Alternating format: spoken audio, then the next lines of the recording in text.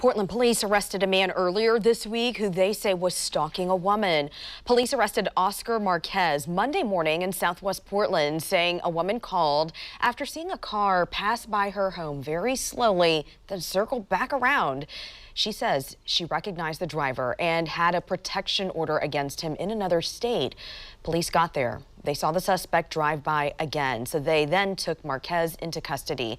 Police tell us they got a warrant to search his car. In it, they say they found a full-face ski mask, a set of gloves, and a Glock-style BB gun. Marquez is facing charges including stalking and violating a restraining order.